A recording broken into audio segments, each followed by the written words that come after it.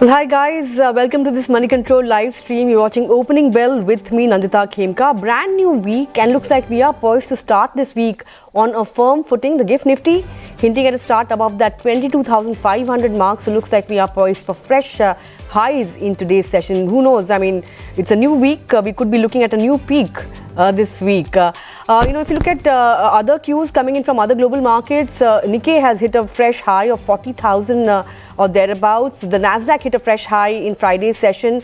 All in all, of course, things looking pretty good when it comes to the Indian markets. We'll be decoding the cues for trade today, and of course discussing a whole host of stocks. And we'll also be getting a market guest on the show who will try and guide us as to where one could look at value at fresh highs. Of course, if you have any stock-related queries, keep them coming in on our YouTube feed. We'll try and take them up with our technical expert on the show as usual. So keep them coming, and we will take note. But of course, before we move any further, let's take a look at the top headlines at this hour. US futures are mixed this morning. On Friday, the Nasdaq hit a record high, gaining for the 7th week in the last 8 weeks. Meanwhile, Asia is mixed, with Japan's Nikkei toppling the 40,000 milestone for the first time ever. The GIFT Nifty, as I mentioned, is trading above that 22,500 mark. Brent rallies to $84 a barrel. In fact, US crude hits that $80 per barrel mark for the first time since November. Saudi Arabia, Russia and other OPEC Plus members extend voluntary production cuts till the end of June. Meanwhile, gold hits a 2-month high, while the rally in cryptocurrencies also continues. Among stocks in focus, watch out for metal stocks as CLSA downgrades Tata Steel and JSW Steel. The brokerage believes that consensus estimates are not factoring in a compression in spreads. SJVN and NTPC will also be in focus. With that, let's first take a look at the cues for trade today. The Nifty spot, of course, ended at 22,378, up 39 to 40 points. Of course, remember, we hit a fresh high on Saturday and we went past that 22,400 mark. Although it was range-bound trade amid low volumes, Saturday being a special session of 2 hours, not much action, but we did manage to hit a fresh high. If you look at the India VIX, the volatility gauge, that closed a shade below that 15 level, down 1.5%. So volatility has cooled off a bit at record levels. FNOQs, the Nifty open interest shed 0.6%, that is 73,750 shares. And when you look at the Nifty Bank Index, open interest added 33,210 shares, which is 1.4% up. Options cues, look at the Nifty put call ratio, that stands a tad higher at 1.32 versus 1.29. And when you talk about stocks in FNO ban, Z continues to be in FNO ban today as well. Fund flows, FIs continue to sell. They have sold shares worth 81 crore rupees on Saturday, and DIIs also offloaded some around 44 crore rupees worth of shares in the last session. But with that, let me bring on board my technical guest for today. Joining me is Prashant Sawant. Prashant, great to have you on the show. Of course, we saw the Nifty hit a fresh high of 22,400, and this morning, as I mentioned, GIFT Nifty hinting at a new high, in fact above that 22,500 level.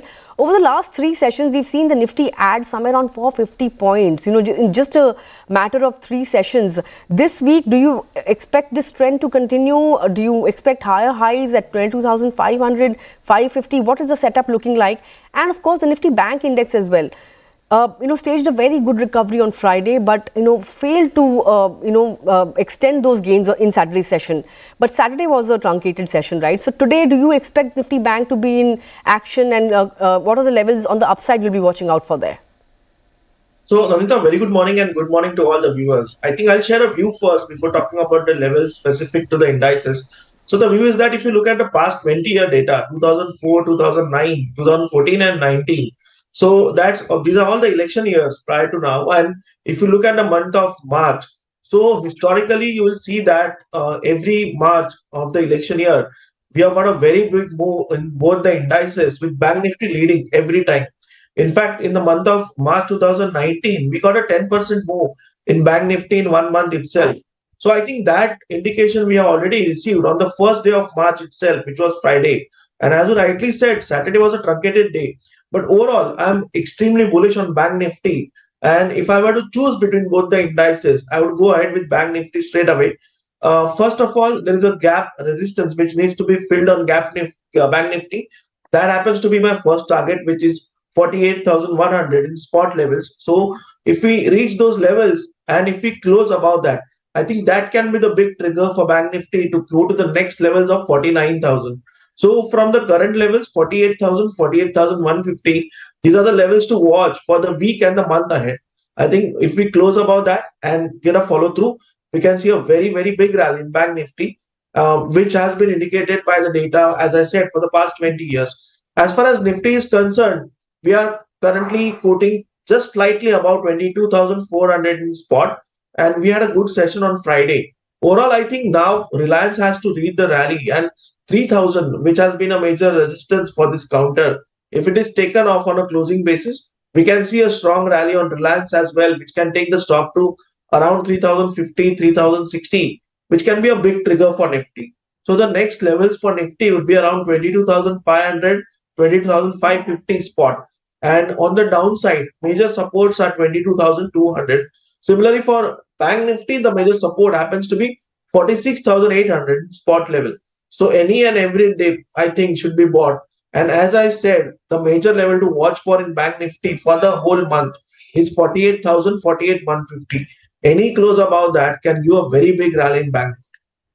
All right, watch out for levels of above 48,000 on the Nifty Bank index. If that happens, the Nifty Bank could be poised for a very strong rally. But let's talk about HDFC Bank in particular.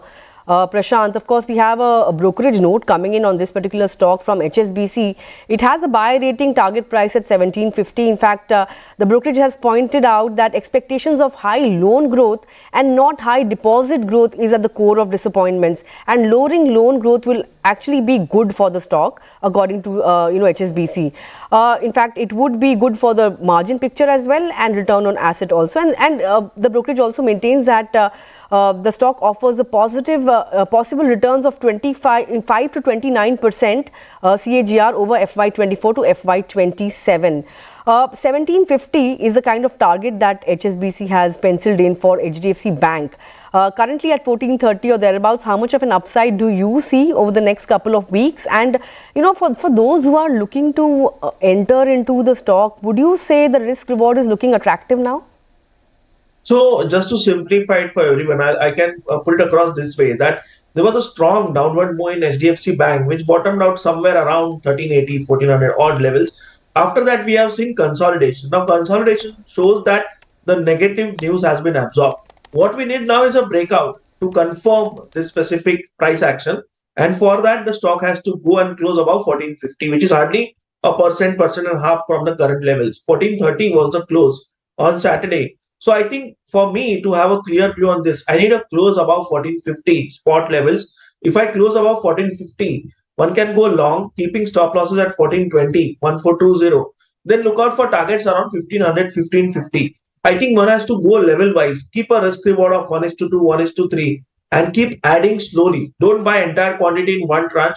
You have to go in tranches and keep on building positions. As I said, you need to start above 1450 closing. That would be a good strategy to go ahead in HDFC Bank. Right. What about Info Edge? Of course, there was an overhang because some of the apps were removed from Google Play, and of course, founders also saying that they weren't intimated about this, about the removal of the apps from Google Store. In fact, until a few hours before the apps were, taken down. But of course, some of them have been reinstated. We saw an overhang in Saturday's session. The stock ended lower by about 2% or thereabouts. Not a big reaction, but do you expect some bit of overhang to continue today also? And what should be the strategy here on an Info Edge now, and even Matrimony for that matter? So I think what you said is extremely right, that there was no impact as such. Had it been a strongly negative news, the price would have reacted and broken levels of 5,100. In fact, we saw strong buying from the lower levels. And today, if you look at the pre-open, we are almost opening at around 5,300. So I think the news is factored in, not much of an impact. So one can go long. Your stop loss should be below the Saturday low, which should be around 5,100, 5,090. 5,090 would be a good stop loss to go ahead and keep adding. I think the targets you can easily keep around swing highs. That is 5,500. It looks at a good level, and I think this negative news can be used as an entry for the stock. Matrimony doesn't look that good if I compare both the stocks, so I would avoid it at the current levels. All right, that's the view on InfoEdge as well as Matrimony. But just a couple of minutes to go for market open. What would you be keeping on your radar today, Prashant? And what would your FNO strategy be for today? I think FNO, I think I've clearly said that I'm extremely bullish on both the indices, but more inclined towards Bank Nifty. And first target is hardly 700 points from the current levels, which is around 48,000, 48,150. But a big move would start if we close above that. One thing. Secondly, for the stocks, I think one sector which we need to watch out is metals. They have shown a very good breakout after a long time. So Jindal Steel happens to be my top pick in that sector with a stop loss at spot 820 on closing basis, looking out for targets around 875 to 900 odd levels. And next would be Ipca Labs. So if you look at Ipca Labs on Saturday, there was a downward move and strong buying came out from the lower levels to close near the highest point of the day. So I'd keep a stop loss at 1165, 1165. Look out for targets around 1275 to 1300 on this stock. All right. Also, your thoughts on a DMart. Of course, there's some bit of news flow that the company has opened a new. I'll come back to you, Prashant. Markets have opened. Of course, we have opened above that 22,400 mark. In fact, 22,437 was the fresh record, and we are somewhere around that level only. We'll be watching out for whether or not we manage to hit that 22,500 mark on the upside in today's session or not. But if you look at the advanced decline ratio, that's largely in the ratio 1:1. So the breadth looks fairly positive, and the Nifty Bank Index also trading with marginal gains. We'll have to see whether or not we can build on Friday's gains or not. But pull up the metals pack. This pocket has been outperforming, and how? Friday's session we saw a 3.5% kind of an up move coming, and even on Saturday's session we saw the outperformance coming in from the metals pack. Today cooling off a bit, 0.5% down there. Let's also take a look at the auto pack. Pharma also trading with 0.5% kind of gains. Let's pull up the auto pack. Of course, 0.3% gains coming in there. So looks all in all, we have started the week on a good note. March series started on a positive note, and we are building on those gains from Friday's and Saturday's session. FMCG continues to be in a spot of bother, 0.5% down on that. And if you look at some of the top movers on the Nifty, NTPC, it has got an approval it has gotten approval for a big project, and of course reacting to that, 2.5% kind of gains coming in there. Power Grid is the other one that's doing well. Sun Pharma, Bajaj Auto, Maruti, ONGC, Bharti Airtel, Dr. Reddy's. Dr. Reddy's, remember, came under a spot of bother in Friday's session, but it has managed to pick up pretty well post that. Even on Saturday, the stock was among the top gainers. Metals pack not doing all that well today. JSW Steel and Tata Steel. Of course, CLSA has downgraded these two stocks, and clearly reacting to that, 1.5% kind of downtick coming in on both JSW Steel and Tata Steel. BPCL cooling off a bit. Eicher Motors, HCL Tech, Titan are some of the other losers. So some of the big tech names are among the losers today. Well, with that, Prashant, taking stock of the market, how it has opened positive, but still some time away from that 22,500 mark. Your thoughts on how or where the texture is right now?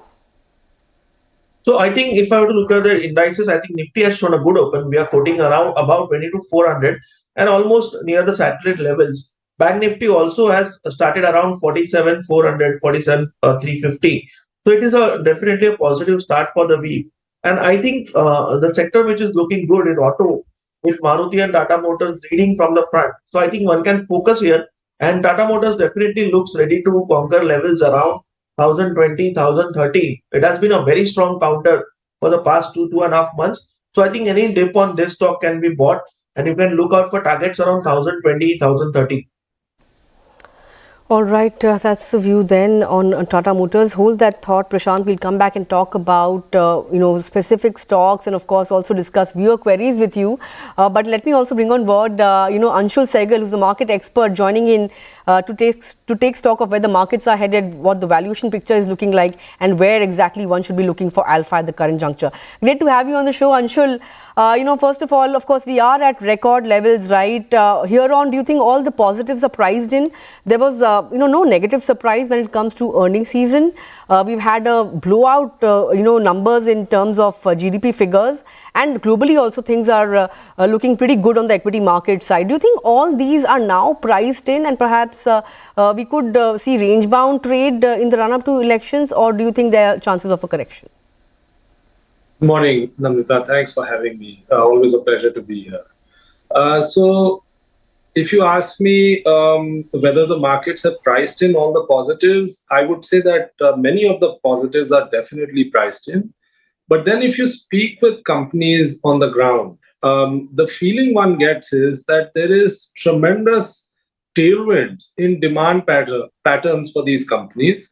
The kind of body language that these companies are exhibiting is unprecedented, at least in the last 10 years. I haven't seen that kind of body language.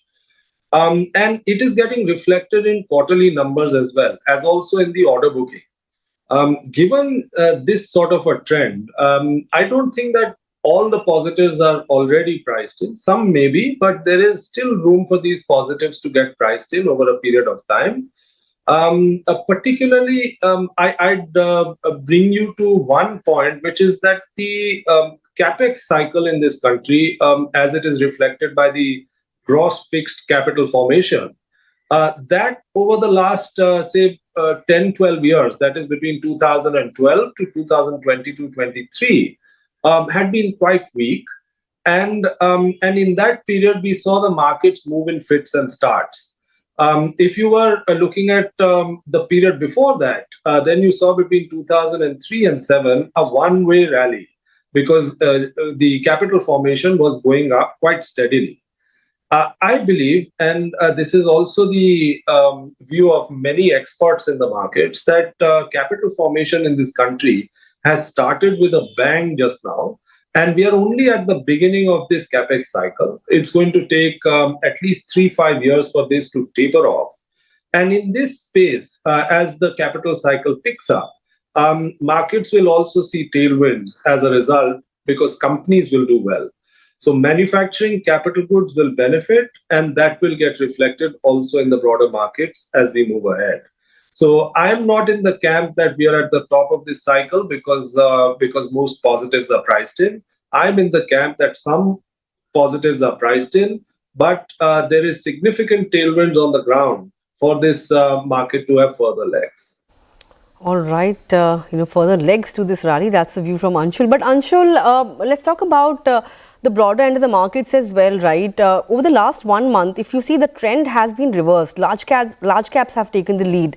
And of course, you had the latest advisory on the broader end of the markets from the SEBI as well, right? Where they have cautioned about the froth building in the mid and small cap end of the universe. So here on, do you expect this trend to continue? Because we were, waiting for large caps to play catch up. Do you think here on that will be the trend until elections at least? Nandita, my view is that this market will be very stock specific. Whether it is large cap, small cap, or mid cap, it will be those companies which have tailwinds on growth that will do well. It will not be a broad-based, large cap oriented, mid or small cap oriented sort of a market. We must also keep in mind that small caps in the last year have rallied as much as 60+%, which is a significant uptick in valuations. But of course, it is on the back of very strong earnings, and small caps and mid cap, particularly small caps, are coming off a really weak period over the previous 5 years. So some of that catch up has happened over the last year. This year will be not so easy, not as easy as last year where everything was running. Within large caps also, there will be stocks which will not do anything. There will be other stocks which will do very well.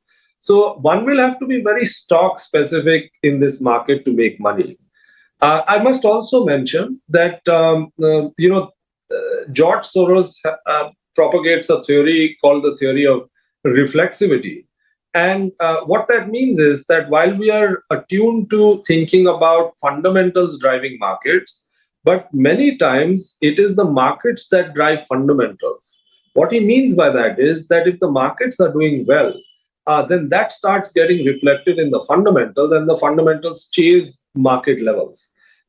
We may be in the start of that phase going forward, because previously in the last 1 year markets have done very well.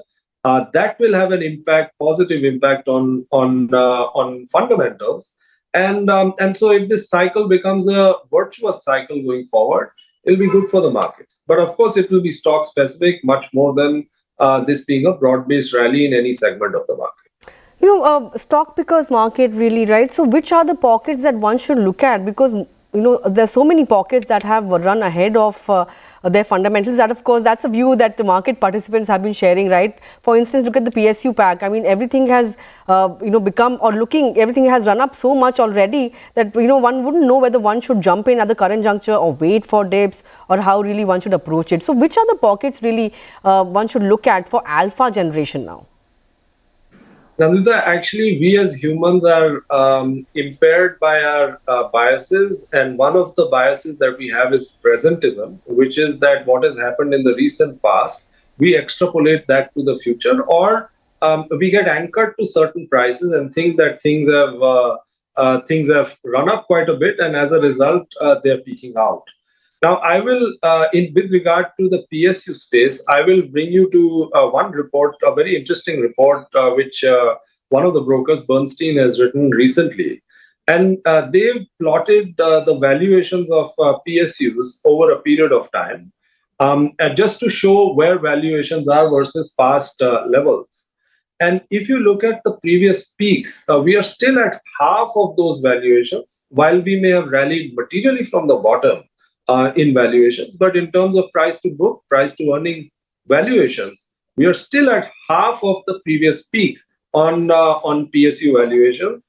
And so, if these companies continue to do well as they have been in recent times, and if capital allocation remains as robust as it has been in recent times, there may be room for these companies to go up further. So anchoring to recent prices may be somewhat of an anomaly at this juncture. Secondly, your other point on which pockets are likely to do well. Between 2000, or I'd say between 1990 and 2010, we saw a significant uptick in demand in the services side, particularly IT services. While manufacturing in this country has been lagging for the last 60 to 70 years, our belief is that we are at the start, just maybe 1 or 2 years into a long-term manufacturing cycle in this country. And this cycle will have many legs: Atmanirbharta, Make in India, PLI scheme. These are all pillars on which this cycle is going to pick up over the many years, even China plus one. I must mention that recently I spoke with a company which suggested that their parent, which is a Japanese parent, is looking to expand its India operations. They have facilities in Taiwan and in Korea. But the reason that they're looking to expand in India is because India has a local market. And second, they want to diversify out of China, where again, they have a large presence. Now, India is going to be a beneficiary of this trend, a strong local market and a China plus one sort of theme, plus the local government supporting manufacturing quite meaningfully. Take all this together, manufacturing is going to be a multi-year uptick in demand, which should get reflected in valuations. Real estate, capital goods, pharma, these are some other defense, these are some other sectors that one should consider, of course, on a stock-specific basis. You mentioned China plus one, right? So, but chemical stocks haven't picked up in a big way. Do you think that the China plus one opportunity will play out there as well? Earnings have also not been very, something to write home about when it comes to the chemical names, right? So, your thoughts there? Nandita, that's a very important point. I must mention we are probably 3 to 6 months away from a chemical sector uptake. Last week I met with a company which is into which is a large chemicals fluorination chemistry company, And the kind of trends that we are likely to witness in chemicals, where China, which has been taking a large chunk of that demand globally, and where people want to diversify their supply chains, much of that demand is going to come to India. Because bear in mind that India has a very robust sort of ecosystem for chemicals. We have large capacities, a large know-how, R&D capabilities, and a trusted geography where globally people would want to come here rather than go all in into China as they have been over the past. Not to say that China will completely die down, but at the margin, there will be a loss of business from China and in the favor of India. Quite positive on the chemical sector long term. Short term, there may be volatility, but if one is buying for the next 3-5 years, hard to go wrong in this sector. There are some quality companies. It's not very hard to figure out where cash flows are strong, ROEs are robust, and chemistries are very difficult for others to replicate. If one can do that, then, as I said, it's very hard to go wrong over a 3-5 year period. All right. One more theme that has been dominating conversations is the entire travel and hospitality theme, right? Of course, with the emergence of spiritual tourism, with the focus on promoting Lakshadweep as a local travel destination. Would you be constructive on this, theme, travel and hospitality? Nandita, again, I was in Bangalore meeting a hotel company over there, which is a listed company. And then last week I was in Delhi. Staying at a hotel. Now, that hotel that I used to stay at earlier, I would pay tariffs of somewhere in the region of 9,000 to 10,000 rupees. This time, I had to pay 25,000 rupees for the same hotel. Now, that tells you what is the demand. And if you spoke with the hotel employees, they would tell you that this hotel is 100% full at this moment. So, demand is quite robust. And the company that I spoke with in Bangalore, it says that we are in the market to buy any hotel which meets our quality requirements, of course. But the demand patterns are so strong, and their outlook for demand over the next 3-5 years is so strong that they would be in the market to buy hotels or take them on lease for the demand patterns that they see. This is a segment which is going to see significant demand-supply mismatch. It takes 3 to 5 years for hotels to come up. Currently, the demand is far outstripping supply, and so prices should remain robust over the next few years. And the push that the government is giving on tourism, again, we need to keep in mind that tourism has a much higher sort of impact on ripple impact on earnings, even as compared to the other services segment, which is software. If the government gives as much of a tailwind to this sector as we anticipate, then there is, sky is the limit, and this sector will have tailwind for years to come. So quite constructive on this sector at the moment. But Anshul, can you give us some names that you would like to play this theme via? Leaders like Indian Hotels, or would you look at upcoming names like Lemon Tree, or things like that? I would refrain from that, Nandita, because I don't want to, some of these I may have interest in, and, it also, I could be trading in and out while others, if I give names, they may come in and they won't know when to exit. So I'll refrain from giving names. But bear in mind, again, it's not very difficult to figure out where is it that you have credible operations, strong cash flows, robust ROEs, and a management team which is building the business for the future. If you figure out these 4-5 simple aspects, it's not very difficult to identify names to invest in. Right, I also, last couple of questions, really want to get your thoughts on the entire home appliances, white good related stocks. IMD has, of course, given a warning that the start to summer could be warmer. And a lot of these stocks like Havells, Voltas, they've been doing fairly well. Anything that you're liking there, any outlook on these, on this pocket in particular? Nandita, again, in this segment, you have seen weakness in demand because rural and tier two cities have seen weakness in spend patterns. Now, with the election season upon us and government looking to pump prime the that segment of the market, it's quite likely that in the coming few months and quarters that segment will be flush with liquidity. And as you rightly mentioned, this is going to be, in all likelihood, a warm summer. Take both these things together, and this segment should see tailwinds. Many stocks in this segment have actually consolidated over a period of time.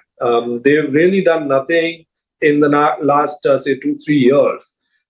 Post this consolidation, if demand patterns pick up, then this segment should be quite interesting. Clearly, there is limited downside in this sector because companies are showing robust cash flows, etc. But for upsides, I think that demand patterns should pick up over the next 2-3 quarters, and these stocks should reflect that pickup in demand. So again, constructive on this sector. All right. Lastly, what could be a big risk for this rally, for the global rally, so to say? Because, of course, we know that the Fed's rate cut timeline has been pushed further, right, in the wake of the recent data coming out of US. Of course, we have the Fed chairperson's testimony this week, and the street will be watching out for clues as to when they will dole out their first rate cut. But if it goes beyond June, do you think that could be a big risk? Because the way equity markets in US are also rallying, looks like the delay has also been really priced in by now. There is upon us a great capex cycle globally. I was meeting one company last week which mentioned that battery manufacturers who had more or less gone all in into China are moving out of China, and many of them are setting up capacities in the US. Now that tells you that there is a capex cycle underway even in US, because there is inshoring of capacities within the US, away from China and away from other countries in critical businesses. Now, what that tells you is that the US economy is likely to remain robust, irrespective of the small tweaks in interest rate cycles. Bear in mind that last year and last to last year, we've seen a interest rate hike from 0 to 5%. And that's not had a significant impact on growth in the US.